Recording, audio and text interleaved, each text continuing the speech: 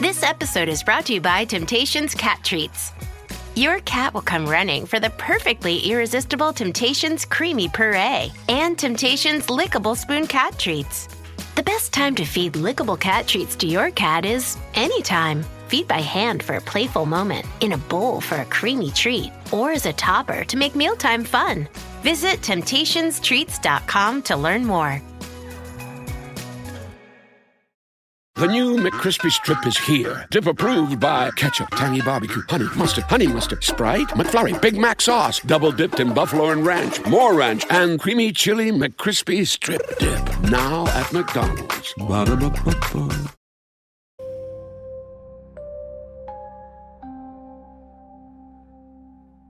Entidad oscura y mitológica con poderes sobrenaturales que roban tu energía.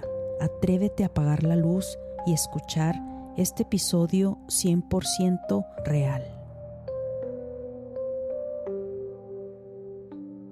Hola, ¿qué tal amigos? Bienvenidos a otro episodio más de su podcast Crónicas de lo Inexplicable.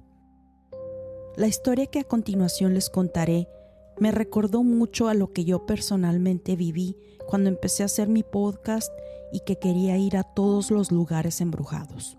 Esta persona, al escuchar mis episodios número 13 y 14 de la primera temporada, un espíritu me siguió a mi casa, decidió escribirme y me dijo que tenía una historia parecida. Ella se llama Alicia. Quiero agradecerle por haberme enviado su historia. Ella siempre se interesó desde muy joven en los temas de índole paranormal.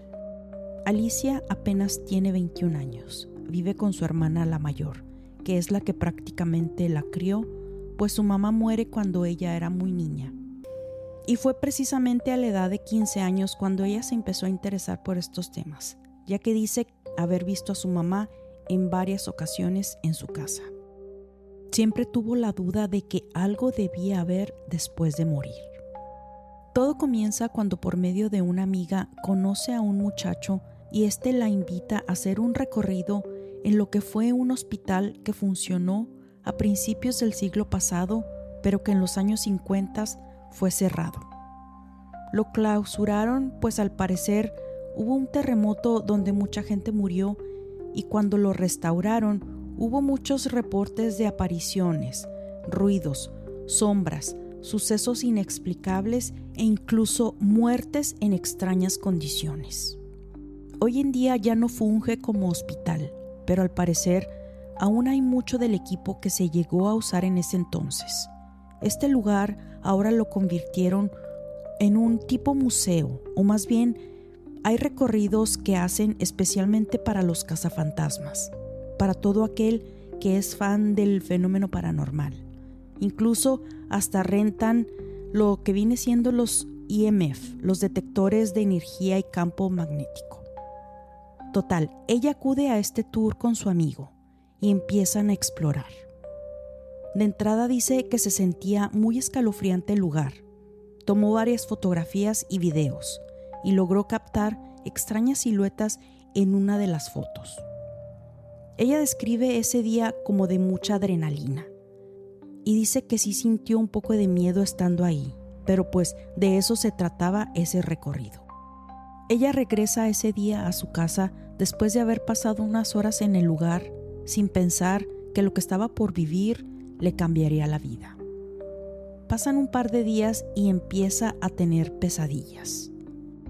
Dice que en esas pesadillas algo la perseguía. Dice que veía un camino largo y oscuro. Sabía que tenía que correr. Corría y corría, no veía nada, pero sabía que estaba en peligro. Y en cuestión de segundos se despertaba sobresaltada y con mucho cansancio, como si realmente hubiera estado corriendo. Lo que vino después fue que empezó a experimentar la típica parálisis del sueño. Se quería mover y no podía. Sentía esa opresión en el pecho. Empieza a ver algo negro enseguida de su closet. Ella describe que, estando en su cama, al abrir los ojos, lo primero que ve es un bulto negro que está en la esquina de su recámara, justo enseguida del closet. No le veía bien las facciones, pues estaba oscuro, pero este ser era más negro que la oscuridad misma, y lo describe como una silueta negra en forma de un animal, como si fuera un perro, pero mucho más grande de lo normal. Dice que podía escuchar cómo ese animal jadeaba y respiraba. Podía sentir su maldad. Era algo que la aterrorizaba. Quería gritarle a su hermana y no le salía la voz. Intentaba moverse para prender la luz, pero su cuerpo lo sentía muy pesado. No lograba mover ni un dedo. Sentía que algo estaba encima de ella y hasta le costaba trabajo respirar. Luego empieza a experimentar algo sumamente extraño. Durante esas parálisis del sueño, ella podía verse a sí misma acostada en la cama. Era como si su doble o su alma o espíritu se desprendiera de su cuerpo físico y se observaba a sí misma dormida, viendo cómo ese animal se iba acercando a la cama donde ella dormía.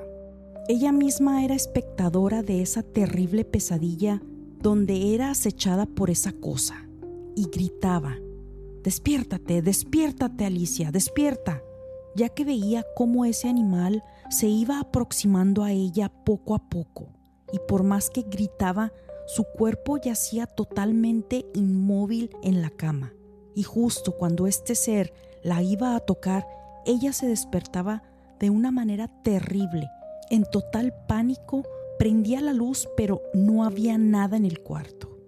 Se volvía a dormir, pues el sueño la vencía, y volvía a soñar exactamente lo mismo.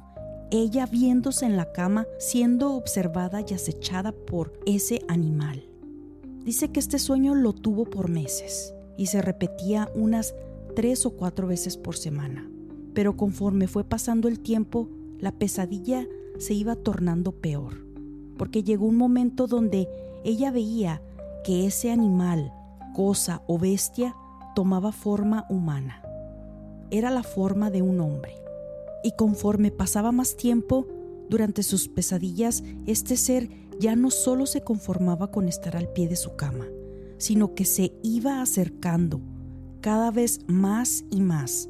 Se posicionaba encima de ella y podía sentir su aliento en su cara. Empezó a despertarse con moretones en las piernas y en los brazos. Para Alicia, el simple hecho de que se estaba haciendo de noche y el solo pensar en irse a dormir era para ella una pesadilla. Era un estrés que optó por no dormir. Se mantenía despierta con todo tipo de bebidas e incluso llegó a pensar en tomar algún medicamento. Alicia empezó a dormir de día, pues pensaba que el problema se iría, ya que ella vivía en total pánico solo con saber que se estaba oscureciendo. Pero empezó a experimentar los mismos episodios de parálisis del sueño donde se veía a sí misma cómo ese nahual o entidad la acechaba.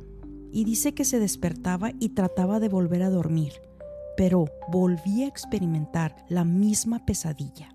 Era como si le diera continuación a ese terrible sueño.